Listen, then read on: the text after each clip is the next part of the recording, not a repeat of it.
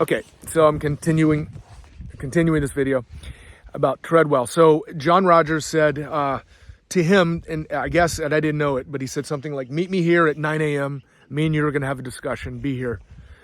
And so I went back to the boat.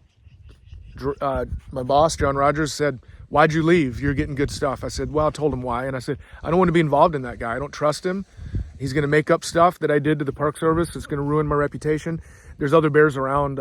There's something wrong with that guy. I don't want to be near him.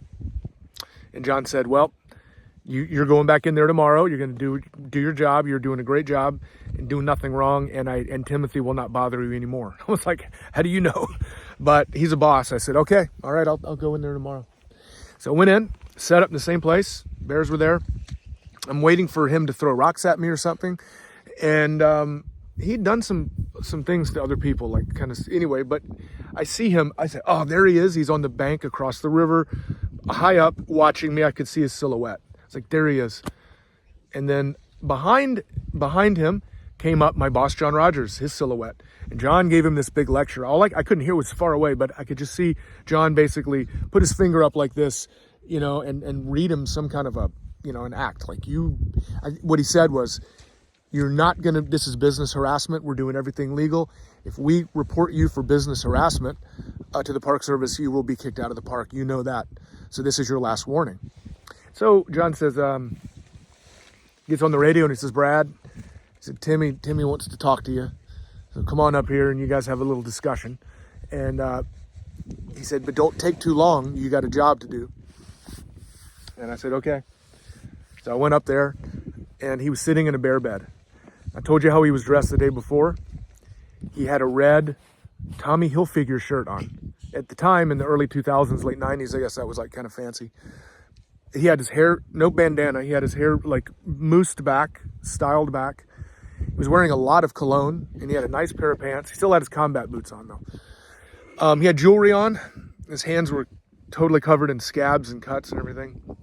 But he sat down and he was a very, very, very bubbly. Very effeminate, bubbly, very, that kind of affect to him. Totally different personality, as if it was a totally different person. So immediately I thought, I think this guy must be schizophrenic. And I don't know what's going on. But anyway, he proceeded to tell me a story about, all the bears that he was worried about. And one of them, Tabitha, and she'd lost her paw, and one of them had lost a cub, and somebody had eaten another cub, and the fish weren't in yet, and all these kind of things. And I said, I know. I said, but Tim, I think the only mistake you're making is that you're getting too involved.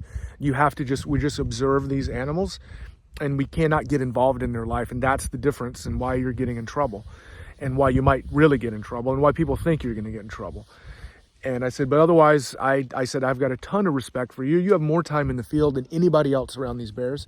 And I said, Tim, I don't know, most people don't realize this, but I was trained to hang around the bears by Larry Allmiller and Derek Stoneroff. You learned yourself by yourself. I said, I've never met anybody that has that much kind of courage to be out figuring these things out by yourself with nobody there to help you, alone. I said, so I just have a lot of respect for you.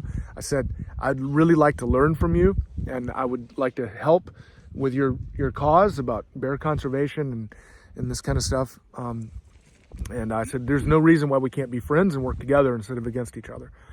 And that was it. And then I, didn't see him after that. And he was killed, a couple years later. You didn't tell him the cologne smelled good? I did not say anything about the cologne. It was strange. And so I went back to John and I told him, John Rogers, I said, why was he dressed up like that for? Why did he do that? And John goes, he's a guy from Oklahoma. He goes, well, Brad, I think he's got a crush on you. It's like, okay, let's go to Kukak. Anyway, but sorry, Tim. Just wanted to always, respect you because you had a lot of my respect. So anyway, is what it is.